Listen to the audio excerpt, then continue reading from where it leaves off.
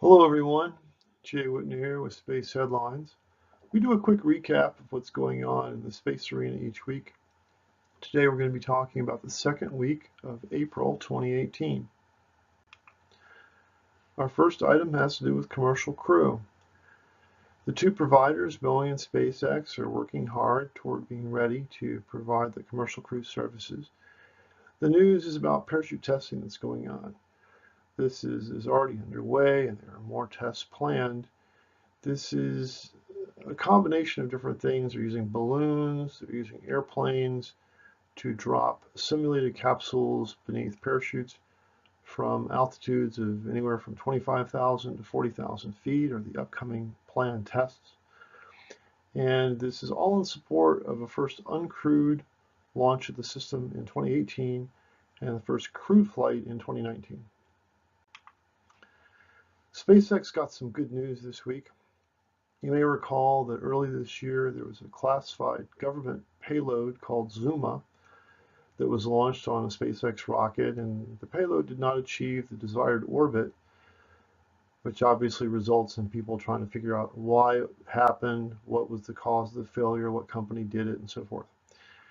Two different groups, one group of government folk and one group of industry experts, have concluded that the loss of Zuma was not SpaceX's fault.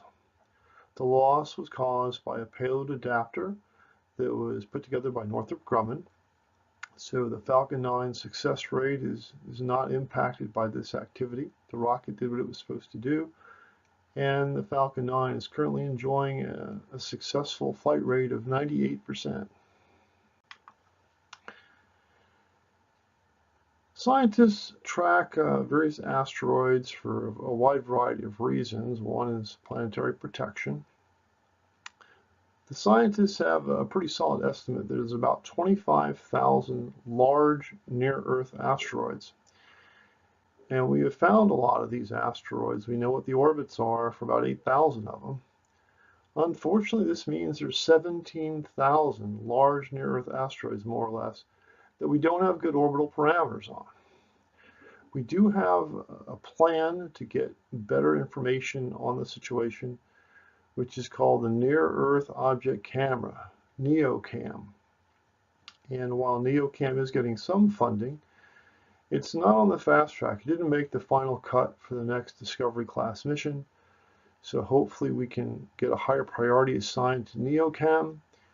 And it's not just due to planetary protection concerns. The same information also is potentially of great value to people like Deep Space Industries, Planetary Resources that want to do the asteroid mining.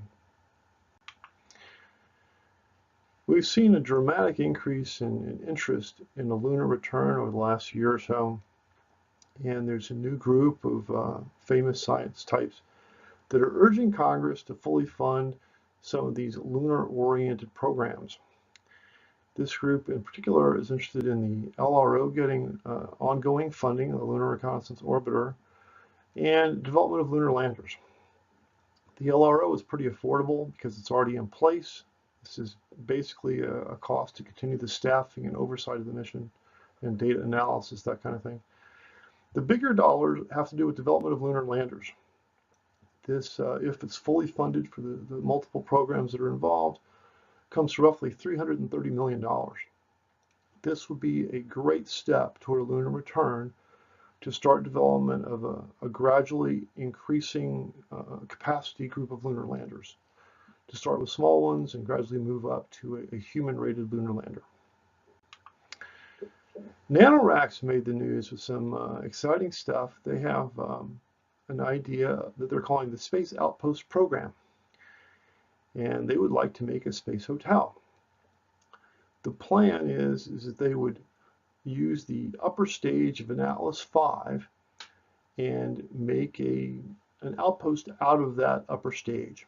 So this is a tried and true approach. It's similar to what happened with Skylab so long ago, our first US space station. And NanoRacks has a good staff and good reputation.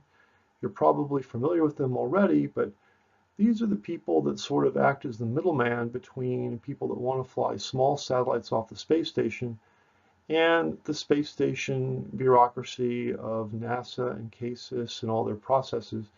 So NanoRacks understands what the rules are and acts as the conduit between these two parties to make things happen. So best of luck to NanoRacks. It's a very exciting idea. In the first quarter of 2018, we saw some good space investment. Approximately $1 billion of funding on the private side came into space. This report comes from the Space Angels, and the space firms that got these sizable investments were SpaceX, Global Eagle, Astranis, and Worldview. You may have heard of a UK project called Skylon that's a single-staged orbit spaceplane powered by a unique engine called the Sabre engine. And what the news is that Boeing and Rolls-Royce are so interested in this that they made a substantial investment in this Sabre engine technology. $38 million. What this engine does that's unique is it operates in two modes. It can operate as a jet engine and it can operate as a rocket engine. So why is this advantageous? Well, when it's in jet engine mode, it's an air-breathing situation.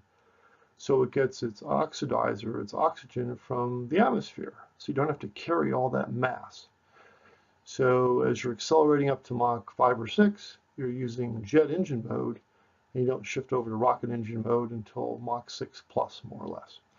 So a very exciting project, and hopefully we'll see some good fruit from that. On the Space Launch System, we're seeing potential delays in some of the advanced iterations of the Space Launch System. If you're not familiar with the details, there's different levels of the Space Launch System, and what's called Block 1 is the basic, what would be available first, the smallest payload. And the plan had been to have the first launch of the SLS without any crew using this Block 1, and the second launch, where there would be crew aboard, would be the Block 2, or Block 1B, some people call it, version of the Space Launch System. What they're saying now is that the advanced version may be delayed, so both these first two flights may fly on the earlier version, the Space Launch System Lite.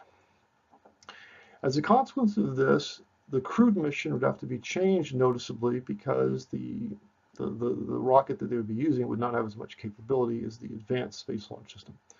So time will tell how this is all going to shake out.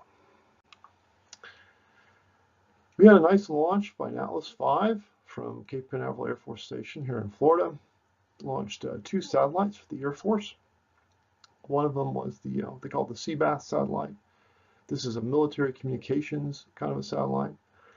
They also had sort of a science tech experimentation package of different things in a payload carrier called the Eagle. So both of these satellites were taken into a very high orbit, 20,000 mile plus orbit, and everything seems to have gone just right. Referring again to the Commercial Crew Program, there was a story that one of the alternatives that might adjust the situation if the Commercial Crew Program runs a little bit late is space station missions could be extended. So right now, everybody that goes to and from the space station is riding on the Russian Soyuz. Russians, Americans, other nations, all the people are on the Soyuz. But that arrangement ends next year. So the Russians will still be flying on the Soyuz. But we need to have arrangements for Americans and other nationals to go to and from the space station. So if we're delayed, it's going to be a big problem because the current deal ends very soon. So one way to compensate for this is to make these ISS missions longer. That's it for Space Headlines covering the second week of April 2018. Hope you enjoyed our show. Check back in a week or so and we'll talk about week number 3. Take care.